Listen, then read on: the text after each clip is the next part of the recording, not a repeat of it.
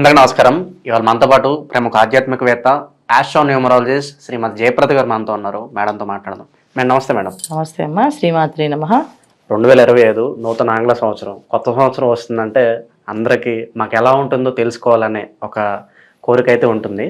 మరి 2025 వర్ష ఫలాలు ద్వాదశ రాశుల వారికి ఎలా ఉండబోతున్నాయి మేడం? తప్పకుండా. ముందు మీకు చూస్తున్న ప్రేక్షకులందరికీ నూతన సంవత్సర శుభాకాంక్షలు.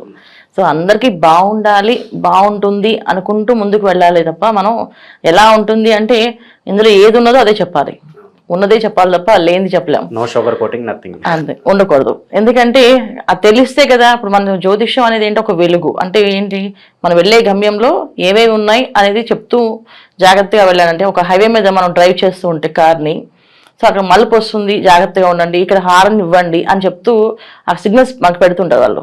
సో ఎందుకు అంటే డ్రైవ్ చేసే వాళ్ళు సేఫ్గా రీచ్ అవ్వడానికి, ఆ గమ్యం వెళ్ళడానికి మనకు పెట్టే హెడ్లైన్స్ లాగా వాళ్ళు హెడ్స్ మనకు పెడుతుంటారు.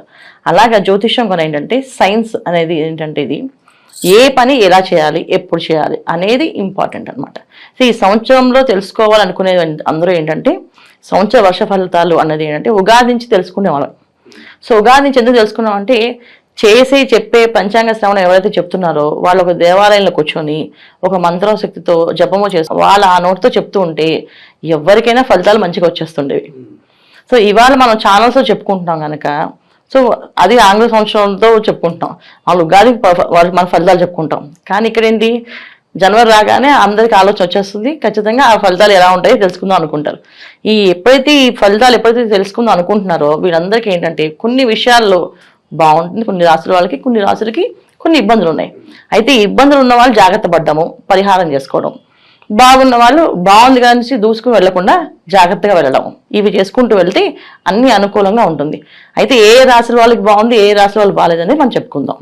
మేడం 2025లో ఓవరాల్గా ముందుగా మనం మేషరాశి గురించి చూద్దాం. మరి మేషరాశి వారికి ఓవరాల్గా సంవత్సరం అంతా ఎలాంటి ఫలితాలు ఉండబోతున్నాయి, ఎలాంటి రెమెడీస్ చేసుకుంటే బాగుంటుందంటారు? తప్పకుండా మేషరాశి వాళ్ళకి ఈ సంవత్సరం అనేది చాలా బాగుంటుంది అనుకోవాలి. ఎందుకంటే జ్యోతిష్య ప్రకారంగా చూసుకుంటే కాస్తంత ఇబ్బందులు ఉన్నాయి వీళ్ళకి. ఎందుకంటే శని భగవానుడు లాభస్థానంలో ఉండి యోగిస్తున్న, వ్యయస్థానంలో రాహు ఉన్నాడు.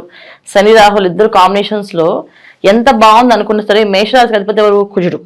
సో కుజుడికి జనరల్గా శనికి జనరల్ పడదు.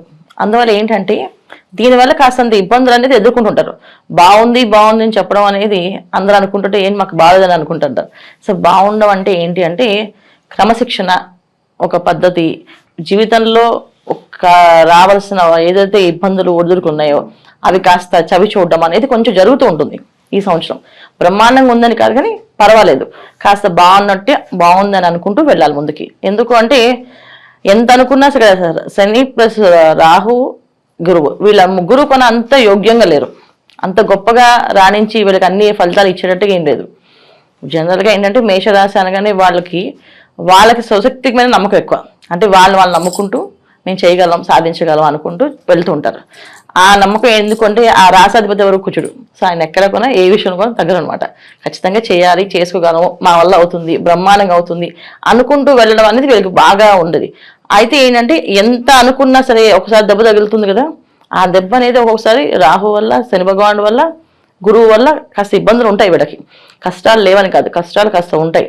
అయితే ఏంటంటే ఆ కష్టాన్ని అధిగమించడానికి వీళ్ళకున్న స్వయం శక్తి, ఏదైతే ఆలోచన శక్తి ఉందో అది మేము చేయగలం, సాధించగలం, ఆ మొండితనం ఉందో, మొండి ధైర్యం ఉందో, ఆ ధైర్యంతో ముందుకు వెళ్తూ ఉంటే ఈ మేషరాశి వాళ్ళకి అన్ని అనుకూలంగా మారుతుంది.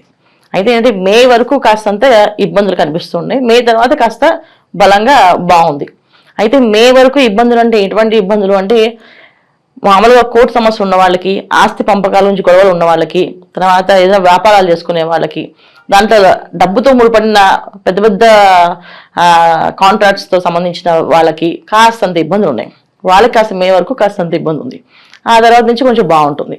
అయితే ఏంటంటే వీళ్ళు తీసుకోవాల్సిన జాగ్రత్తలు ఏంటంటే ప్రతి పని చేసేటప్పుడు ఆలోచించి చేసేటప్పుడు ఎందుకు చేస్తున్నాం, అవసరం ఉందా, అవసరం లేదా అనుకుంటూ వెళితే బ్రహ్మాండంగా పనిచేస్తాయి. లేకపోతే ఏంటంటే రాహు ప్లస్ శని కలిసి ఉండడం వల్ల, అంటే లాభస్థానంలో శని, వ్యయస్థానంలో రాహు, ఈ రెండు కాంబినేషన్స్ ఏంటంటే తెలియని ఒక నమ్మకాన్ని తెచ్చేస్తుంది, తెలియని ఒక ధైర్యం వచ్చేస్తుంది.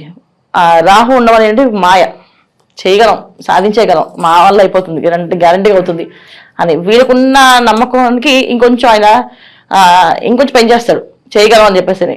సో ఆ ఓవర్ కాన్ఫిడెన్స్ అన్న చూడండి, ఆ ఓవర్ కాన్ఫిడెన్స్ అనేది రావడం వల్ల కాస్తంత నష్టపోయే అవకాశం ఉంది. ఏది ధనం అనేది నష్టపోయే అవకాశం ఉంది.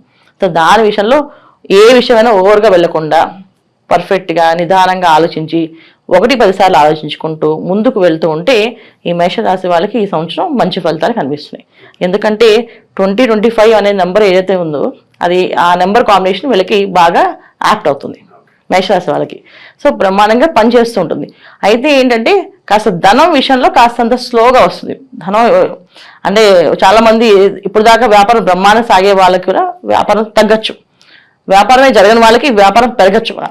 సో ఈ 2 కాంబినేషన్స్ ఏంటంటే వాళ్ళ జాతకంలో వాళ్ళ గ్రహస్థితి అంటే వాళ్ళకి దశల్లో ఏదైతే దశలు యోగిస్తున్నా అంతర్దశలు యోగిస్తున్నా అప్పుడు ఈ గోచార ఫలితాలు అనేది కాస్త తగ్గుతాయి. లేదా వాళ్ళ దశలో కొన్నా చాలా ఇబ్బందులు ఉన్నాయి అంటే ఈ మేషరాశి వాళ్ళకి ఖచ్చితంగా ఈ గోచార ఫలితం అనేది కొంచెం ఇబ్బంది పెడుతుంది. అది చాలా బాగా ఇబ్బంది పడుతుంది. ముఖ్యంగా వీళ్ళు చేసుకోవాల్సిన పరిహారం ఏంటంటే ఆహార నియమాలు జాగ్రత్తగా పాటించడం. మేషరాశి వాళ్ళు ఆహార విషయంలో ఇంట్లోని వండుకొని తినడం కానీ ఇంట్లో ఆహారం తీసుకోవడం కానీ మంచిది బయట ఆహారం కన్నా. సో అనారోగ్య సమస్య అనేది వస్తే చాలా ఇబ్బంది పడే అవకాశం ఎక్కువగా ఉంది. ఎందుకంటే వీళ్ళకి ఎలా చూసుకున్నప్పటికీ కూడా ఇక్కడ శని రాహువులు ప్లస్ గురువు వీళ్ళందరూ కూడా కాస్తంత మిశ్రమ ఫలితాలు ఇస్తున్నారు, బాగా లాభదాయమైన ఫలితాలు ఇవ్వట్లేదు. ఎప్పుడైతే దీర్ఘాయు గ్రహం అంటే దీర్ఘకాల గ్రహాలు అంటే పెద్ద పెద్ద గ్రహాలు కనుక ఇవి ఏదైనా ప్రాబ్లం వస్తే అది అన్ని రోజులు ప్రాబ్లం ఉంటుంది. ఇప్పుడు గురువు వల్ల ఏదైనా ప్రాబ్లం వచ్చింది, అది షుగర్ లాంటివి వచ్చాయి అనుకోండి, ఇంకా షుగర్కి పోదుగా, లైఫ్ లాంగ్ అది కంటిన్యూ అవుతుంది. ఒక బీపీ లాంటివి వచ్చాయి అనుకోండి, లైఫ్ లాంగ్ కంటిన్యూ అవుతుంది. సో ఇలాంటి విషయాలు ఏంటంటే ఏదైనా సమస్య ఆరోగ్య సమస్య అనేది వచ్చింది అంటే అది పోదు. అంటే ఈ గ్రహస్థితి ఉన్నప్పుడు రాకూడదు, వచ్చినప్పుడు ఖచ్చితంగా అది దీర్ఘకాలం ఉంటుంది. ఆహార విషయం కొంచెం జాగ్రత్తగా ఉండి ఇంటి పట్టున ఆహారం తీసుకోవడం, ఇంట్లో వండుకోవడం చాలా శ్రేష్టమైంది వీళ్ళకి. మేడం అలాగే ఈ రాశి వారు సంవత్సరం అంతా చేసుకోవడానికి వీలుగా ఉండేలాగా ఏదన్నా రెమెడీస్ ఏదన్నా ఉంటే తెలియజేయండి మేడం. తప్పకుండా వీళ్ళు ఈ సంవత్సరం అంతా చేసుకోవాల్సిన ఏంటంటే ఆరాధన, గురువు ఆరాధన. ఎందుకంటే మేషరాశి వాళ్ళకి ఎవరు ఎలా ఉన్నా రాశాధిపతి కుజుడు కనుక సో గురువు ఒక ఆరాధన ఉంటే ఖచ్చితంగా పట్టుదల, క్రమశిక్షణ, ఆయన అన్ని విషయాల్లోని ప్రతిదీ ఆయన ఒక తండ్రిలాగా ఉండి నేర్పిస్తుంటారు. అందుకని ఎక్కువ గురుగ్రహాన్ని ఆరాధించాలి. అంటే ఏంటంటే దత్తాత్రేయ స్వామిని ఎక్కువ పూజ చేసుకోవడం, ఇంట్లో దత్త చరిత్ర చదవడము, ఇంట్లో దత్తాత్రేయ పారాయణ చేయించడము, దత్త భజన చేసుకోవడము, ఇలా చేసుకుంటూ వెళుతూ బాగా ఇబ్బందులు ఉన్నాయి ఇంట్లో అంటే దత్తాత్రేయ స్వామి హోమం చేస్తారు. అలా హోమం చేయించుకోవాలి.